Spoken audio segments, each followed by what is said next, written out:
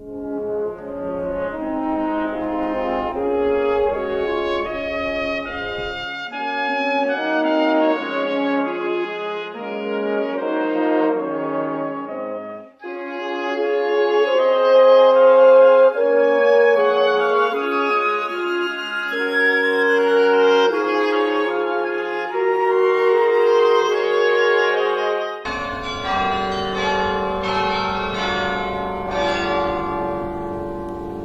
are here today in the Cloth Hall of the city of Ypres in the south of Flanders, Belgium, former part of the Netherlands.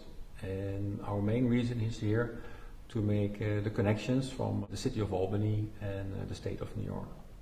And we are here today with Annick van den Blikke from the Research Center of Flanders Fields, one of the greatest museums in the world, specializing in World War I. And Annick, can you tell us something about what you do, the Research Center is all about, and especially in relation to New York and maybe especially Albany soldiers who came over and defend Europe against oppression?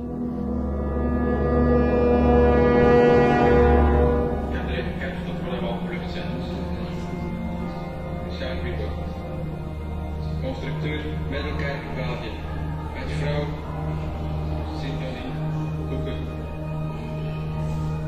So we are here in the research center, and people can come in to do any research in depth on World War I. But it's also here that we're preparing the museum content, and the temporary exhibitions. And of course we got a magnificent library, historical books as new books. As one of them is the story about, as you told us, the 27th Division, the New York Division, who was here in Ypres during the First World War, and of whom some members saw the cloth hall in ruins during the war. Some members even visited the ruins, of course, after 1917. As you all know, America just entered the war by the end of 1917.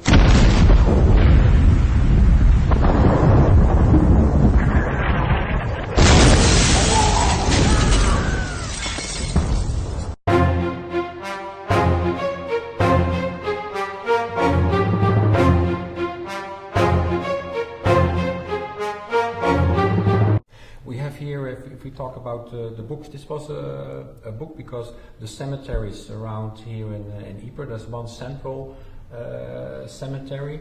I must say all the American soldiers have been concentrated into one cemetery, which is in Waregem. It's the Flanders Fields Cemetery, the same name as the region here. So the Flanders Fields Cemetery. And the people, the Americans, had the choice, so they could bring back the body to the States, as mostly is done by American victims of one war or another. But people who, for instance, didn't have the means to bring their boys back home, they were all buried in Waregem in one cemetery, in contradiction to the British soldiers who were buried in different cemeteries. There was just a small concentration after the First World War of British soldiers, but of American soldiers there was a major concentration into one cemetery.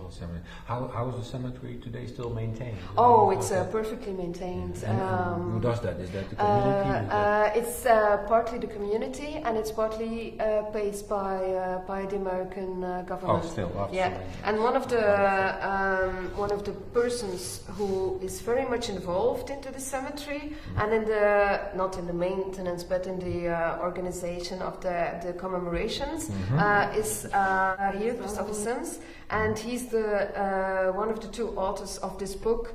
So, of all the biographies of the soldiers buried in the Flanders field, all of them are mentioned in the book, and of all of them, is there a bigger or smaller biography? Well, it's depending on the information he got from the family. But he told me, I have a good contact with him. He told me that he had, with numerous families, very good contacts back home. Yeah. We can take a close up of that. How wonderful that is. Mm-hmm. And he has of many of them original pictures. He provided them to us, so there is a very good. And they came from all over the United They came States, from all over the states. Yeah. But of course, many of them come from the state of New York because of this 27th Division, who was so prominent here in. Was there also another division involved? No, I don't think so. I think it's really the 27th Division who was here in this area. There were other divisions in other areas, but it was the 27th Division in the Ypres area. In the Ypres area. I will read here a little piece in this wonderful book as a kind of a closing.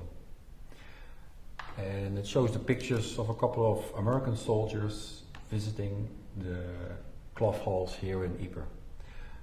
Soldiers inspect ruins of famous cloth hall. Members of the 27th Division looking over the ruins of the cloth hall, Ypres, Belgium. This edifice was considered one of the most elaborately constructed in Europe. Now it's nothing but a mass of tumbled ruins, a victim of continuous shell fire. And at that same moment, the cloth hall was erected in Albany. How mysterious things can sometimes be. Aniek, I thank you very much for this interview. Thank you very much for the information.